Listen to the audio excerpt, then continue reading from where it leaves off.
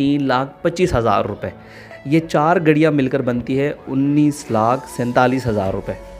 ان 4 گڑیوں کی جو مالیت انہوں نے پے کی ہے وہ ہے 3,81,000 روپے. یعنی ان کو فائدہ ہوا ہے 15,60,000 روپے.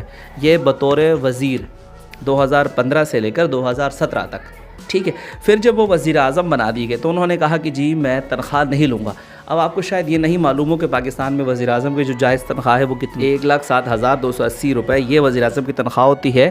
اچھا جب وہ وزیر اعظم بنے تو ان کی جو ملازمت ہے بطور وزیر اعظم وہ ہے اگست 2017 سے لے کر مئی 2018 تک. یعنی یہ بنتے ہیں 10 مہینے.